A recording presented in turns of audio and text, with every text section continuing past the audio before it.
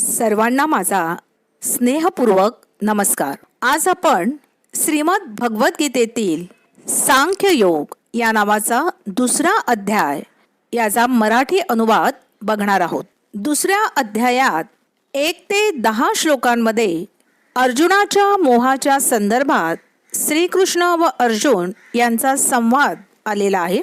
11 ते 30 श्लोकांमध्ये सांख्य योगाचं वर्णन केलं गेलेलं आहे. 31 ते 38 श्लोकांमध्ये शास्त्र धर्मानुसार युद्ध करण्याच्या आवश्यकतेचे प्रतिपादन करण्यात आलेले आहे. 39 ते 53 यामध्ये कर्मयोगाचे वर्णन करण्यात आलेले आहे. तर 54 ते 72 या श्लोकांमध्ये स्थिर बुद्धी माणसांचे लक्षण व त्याचे मोठेपण सांगण्यात आलेले आहे. चला तर दुसरा अध्याय सांख्य योग याचा मराठी अनुवाद अभ्यासूया. संजय म्हणाला, अशा रीतीने करुणेने व्याप्त ज्याचे डोळे आसवांनी भरलेले व व्याकुळ दिसत आहेत, अशा शोक करणाऱ्या अर्जुनाला भगवान मधुसूदन असे म्हणाले. श्री भगवान म्हणाले, हे अर्जुना, या भलत्याच वेळी हा मोह तुला कशामुळे उत्पन्न झाला? कारण हा थोरांनी न आचारलेला, स्वर्ग मिळवून न देणारा आणि कीर्तिकारकही नाही. म्हणून हे पार्था, षंढपणा पत्करू नकोस, हा तुला शोभत नाही. हे परमतपा, अंतःकरणाचा तुच्छ दुबळेपणा सोडून देऊन युद्धाला उभा राहा. अर्जुन म्हणाला, हे मधुसूदना, युद्धात मी भीष्म पितामहांच्या आणि द्रोणाचार्यांच्या विरुद्ध बाणांनी कसा लढू?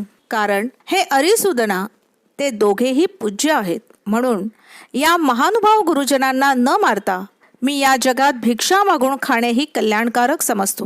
कारण गुरुजनांना मारूनही या लोकात रक्ताने माखलेले अर्थ व कामरूप भोगच ना भोगावयाचे. युद्ध करणे व न करणे या दोहोंपैकी आम्हाला काय श्रेष्ठ आहे हे कळत नाही. किंवा आम्ही त्यांना जिंकू की ते आम्हाला जिंकतील हेही आम्हाला माहीत नाही. आणि ज्यांना मारून आम्हाला जगण्याचीही इच्छा नाही, तेच आमचे बांधव धृतराष्ट्रपुत्र आमच्या विरुद्ध उभे आहेत. करुणा व्याप्त दैन्यामुळे ज्याचा मूळ स्वभाव नाहीसा झाला आहे व धर्माधर्माचा निर्णय करण्याविषयी ज्याची बुद्धी असमर्थ आहे, असा मी तुम्हाला विचारत आहे की जे साधन खात्रीने कल्याणकारक आहे ते मला सांगा. कारण मी तुमचा शिष्य आहे. म्हणून तुम्हाला शरण आलेला मला उपदेश करा. कारण पृथ्वीचे शत्रुरहित व धनधान्य समृद्ध राज्य मिळाले किंवा देवांचे स्वामित्व जरी मिळाले, तरी माझ्या इंद्रियांना शोषून टाकणारा शोक जो दूर करू शकेल असा उपाय मला दिसत नाही. संजय म्हणाला, हे राजा, निद्रेवर ताबा असलेल्या अर्जुनाने अंतर्यामी श्रीकृष्णाला एवढे बोलून मी युद्ध करणार नाही असे स्पष्टपणे सांगितले व तो गप्प झाला. हे भरतवंशी धृतराष्ट्र महाराज, अंतर्यामी भगवान श्रीकृष्ण दोन्ही सैन्यांच्या मध्यभागी शोक करणाऱ्या त्या अर्जुनाला हसल्यासारखे करून असे म्हणाले. श्री भगवान म्हणाले, हे अर्जुना, तू ज्यांचा शोक करू नये अशा माणसांसाठी शोक करतोस आणि विद्वानांसारखा युक्तिवाद करतोस. परंतु ज्यांचे प्राण गेले आहेत त्यांच्यासाठी आणि ज्यांचे प्राण गेले नाहीत त्यांच्यासाठीही विद्वान माणसे शोक करीत नाहीत. मी कोणत्याही काळी नव्हतो, तू नव्हतास, किंवा हे राजे नव्हते असेही नाही, आणि यापुढे आम्ही सर्वजण असणार नाही असेही नाही. ज्याप्रमाणे जीवात्म्याला या शरीरात बालपण, तारुण्य आणि वार्धक्य येते, त्याचप्रमाणे दुसरे शरीर मिळते. याविषयी धीर पुरुषांना मोह उत्पन्न होत नाही. हे कुंतीपुत्रा, इंद्रियांचे विषयांशी संयोग हे थंडी, उष्णता आणि सुखदुःख देणारे आहे. ते उत्पन्न होतात व नाहीसे होतात, म्हणून अनित्य आहेत. तेव्हा हे भारता, ते तू सहन कर. कारण हे श्रेष्ठ पुरुषा, सुखदुःख समान मानणाऱ्या ज्या धीर पुरुषाला हे इंद्रियांचे विषयांशी संयोग व्याकुळ करीत नाहीत, तो मोक्षाला योग्य ठरतो. असत वस्तूला अस्तित्व नाही आणि सत वस्तूंचा अभाव नसतो. अशा रीतीने या दोघांचेही सत्य स्वरूप तत्वज्ञानी पुरुषांनी पाहिले आहे. ज्याने हे सर्व जग दिसणाऱ्या सर्व वस्तू व्यापल्या आहेत, त्याचा नाश नाही हे तू लक्षात ठेव. त्या अविनाशींचा नाश कोणीही करू शकत नाही. या नाशरहित मोजता न येणाऱ्या नित्य स्वरूप जीवात्म्याची ही शरीरे नाशवंत आहेत असे म्हटले गेले आहे. म्हणून हे भरतवंशी अर्जुना, तू युद्ध कर. जो या आत्म्याला मारणारा असे समजतो, तसेच जो हा आत्मा मेला असे मानतो, ते दोघेही अज्ञानी आहेत. कारण हा आत्मा वास्तविक पाहता कोणाला मारित नाही आणि कोणाकडून मारला जात नाही. हा आत्मा कधीही जन्मत नाही आणि मरतही नाही. तसेच हा एकदा उत्पन्न झाल्यावर पुन्हा उत्पन्न होणारा नाही. कारण हा जन्म नसलेला, नित्य, सनातन आणि प्राचीन आहे. शरीर मारले गेले तरी हा मारला जात नाही. हे पार्था, जो पुरुष हा आत्मा नाशरहित, नित्य, न जन्मणारा व न बदलणारा आहे हे जाणतो, तो कोणाला कसा ठार करविल किंवा कोणाला कसा ठार करील? ज्याप्रमाणे माणूस जुनी वस्त्रे टाकून देऊन दुसरी नवे वस्त्रे घेतो, त्याचप्रमाणे जीवात्मा जुने शरीर टाकून दुसऱ्या नव्या शरीरात जातो. या आत्म्याला शस्त्रे कापू शकत नाहीत, विस्तव जाळू शकत नाही, पाणी भिजवू शकत नाही आणि वारा वाळवू शकत नाही. कारण हा आत्मा कापता न येणारा, जाळता न येणारा, भिजवता न येणारा आणि निसंशय वाळवता न येणारा आहे. तसेच हा आत्मा नित्य, सर्वव्यापी, अचल, स्थिर राहणारा आणि सनातन आहे. हा आत्मा अव्यक्त आहे, अचिंत्य आहे आणि विकाररहित आहे असे म्हटले जाते. म्हणून हे अर्जुना, हा आत्मा वर सांगितल्याप्रमाणे आहे हे लक्षात घेऊन तू शोक करणे योग्य नाही. परंतु जर तू आत्मा नेहमी जन्मणारा व नेहमी मरणारा आहे असे मानत असशील, तरी सुद्धा हे महाबाहो, तू अशा रीतीने शोक करणे योग्य नाही. कारण असे मानल्यास त्यानुसार जन्मास आलेल्याला मृत्यू निश्चित आहे आणि मेलेल्याला जन्म निश्चित आहे. म्हणून या उपाय नसलेल्या गोष्टीविषयी तू शोक करणे योग्य नाही. हे अर्जुना, सर्व प्राणी जन्मापूर्वी अप्रकट असतात आणि मेल्यानंतरही अप्रकट होणार असतात. फक्त मध्ये प्रकट असतात. मग अशा स्थितीत शोक कसला करायचा? एखादा महापुरुषच या आत्म्याला आश्चर्याप्रमाणे पाहतो आणि तसाच दुसरा एखादा महापुरुष या तत्वाचे आश्चर्याप्रमाणे वर्णन करतो. तसेच आणखीन एखादा अधिकारी पुरुषच याच्याविषयी आश्चर्याप्रमाणे ऐकतो आणि कोणी कोणी तर ऐकूनही याला जाणत नाहीत. हे अर्जुना, हा आत्मा सर्वांच्या शरीरात नेहमीच अवैध असतो. म्हणून सर्व प्राण्यांच्या बाबतीत तू शोक करणे योग्य नाही. तसेच स्वतःचा धर्म लक्षात घेऊनही तू भीता कामा नये. कारण क्षत्रियाला धर्माला अनुसरून असलेल्या युद्धाहून दुसरे कोणतेही कल्याणकारक कर्तव्य नाही. हे पार्था, आपोआप समोर आलेले उघडलेले स्वर्गाचे दारच असे हे युद्ध भाग्यवान क्षत्रियांनाच लाभते. परंतु जर तू हे धर्मयुक्त युद्ध केले नाहीस, तर स्वधर्म आणि कीर्ती गमावून पापाला जवळ करशील. तसेच सर्व लोक तुझी चिरकाळ अपकीर्ती सांगत राहतील आणि सन्माननीय पुरुषाला अपकीर्ती मरणाहून दुसह्य वाटते. शिवाय ज्याच्या दृष्टीने तू आधी अतिशय आदरणीय होतास, त्यांच्या दृष्टीने आता तुच्छ ठरशील. ते महारथी तुला भिवून युद्धातून काढता पाय घेतला असे मानतील. तुझे शत्रू तुझ्या सामर्थ्याची निंदा करतील. तुला पुष्कळसे नको नको ते बोलतील. याहून अधिक दुःखदायक काय असणार आहे? युद्धात तू मारला गेलास तर स्वर्गाला जाशील, अथवा युद्धात जिंकलास तर पृथ्वीचे राज्य भोगशील. म्हणून हे अर्जुना, तू युद्धाचा निश्चय करून उभा राहा.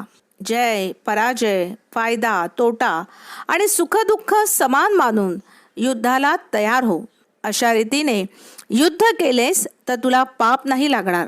हे पार्था, हा विचार तुला ज्ञानयोगाच्या संदर्भात सांगितला आणि आता कर्मयोगाविषयी ऐक. ज्या बुद्धीने युक्त झाला असता तू कर्माचे बंधन चांगल्या प्रकारे तोडून टाकशील. या कर्मयोगात आरंभाचा अर्थात बीजाचा नाश नाही आणि उलट फळरूप दोषही नाही. इतकेच नव्हे तर या कर्मयोगरूप धर्माचे थोडेसेही साधन जन्म मृत्यूरूप मोठ्या भयापासून रक्षण करते. हे अर्जुना, या कर्मयोगात निश्चयात्मक बुद्धी एकच असते, परंतु अस्थिर विचार असणाऱ्या अविचारी कामनायुक्त माणसाच्या बुद्धी खात्रीने पुष्कळ फाटे फुटलेल्या व असंख्य असतात.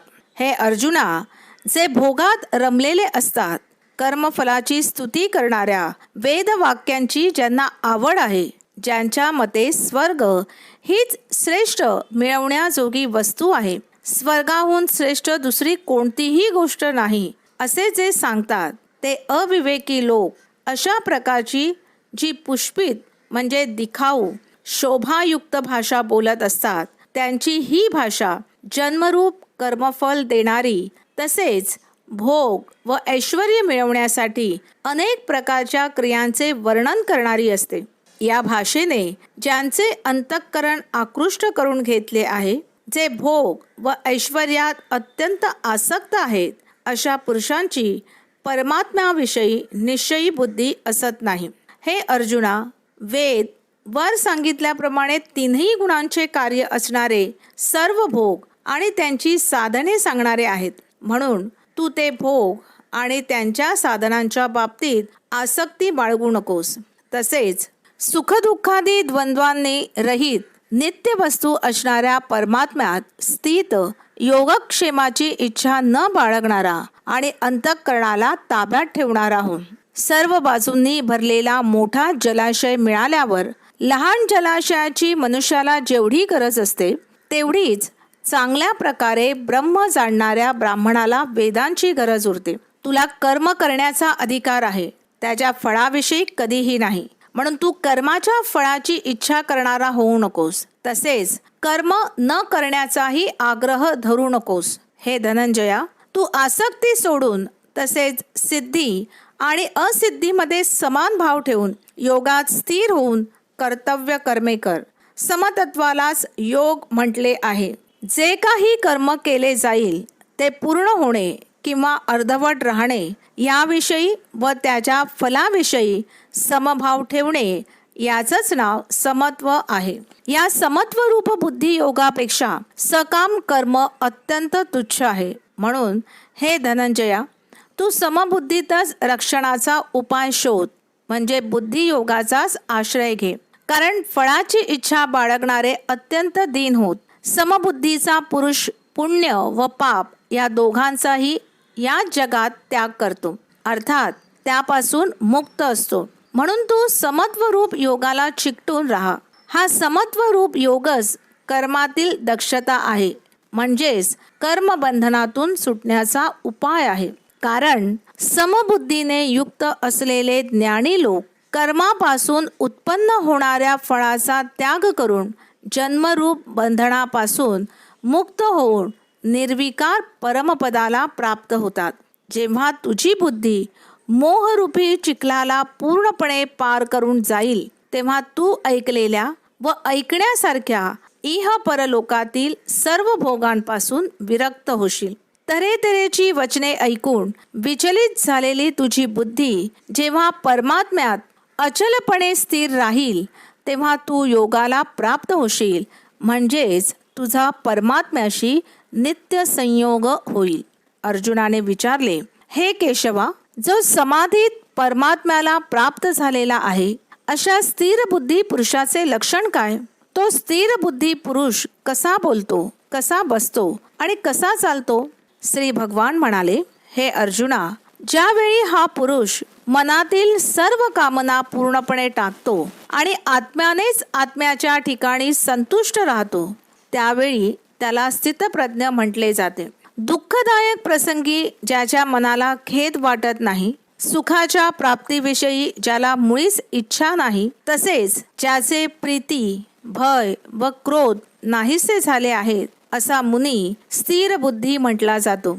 जो पुरुष सर्व बाबतीत स्नेहशून्य असून त्या शुभ किंवा अशुभ गोष्टी घडल्या असता प्रसन्नही होत नाही किंवा त्यांचा द्वेषही करीत नाही. त्याची बुद्धी स्थिर झाली. कासव सर्व बाजूंनी आपले अवयव जसे आत ओढून धरतो, त्याचप्रमाणे जेव्हा हा पुरुष इंद्रियांच्या विषयांपासून इंद्रियांना सर्व प्रकारे आवरून घेतो, तेव्हा त्याची बुद्धी स्थिर झाली असे समजावे. इंद्रियांनी विषयांचे सेवन न करणाऱ्या पुरुषांचेही केवळ विषयच दूर होतात, परंतु त्यांच्या विषयीची आवड नाहीशी होत नाही. या स्थितप्रज्ञ पुरुषांची तर आसक्तीही परमात्म्याच्या साक्षात्काराने नाहीशी होते. हे अर्जुना, आसक्ती नाहीशी न झाल्यामुळे ही शोभ उत्पन्न करणारी इंद्रिये प्रयत्न करीत असलेल्या बुद्धिमान पुरुषाच्या मनालाही जबरदस्तीने आपल्याकडे ओढून घेतात. म्हणून साधकाने त्या सर्व इंद्रियांना ताब्यात ठेवून चित्त स्थिर करून मनाला माझाच आधार देऊन ध्यानात बसावे. कारण इंद्रिये ज्या पुरुषाच्या ताब्यात असतात त्याची बुद्धी स्थिर होते. विषयांचे चिंतन करणाऱ्या पुरुषाची त्या विषयात आसक्ती उत्पन्न होते. आसक्तीमुळे त्या विषयाची कामना उत्पन्न होते. कामना पूर्ण झाल्या नाहीत की राग येतो. रागामुळे अत्यंत मूढता अर्थात अविचार उत्पन्न होतो. मूढतेमुळे स्मरणशक्ती भ्रष्ट होते. स्मरणशक्ती भ्रष्ट झाली की बुद्धीचा म्हणजे ज्ञानशक्तीचा नाश होतो आणि बुद्धीचा नाश झाल्यामुळे माणसाचा अधःपात होतो.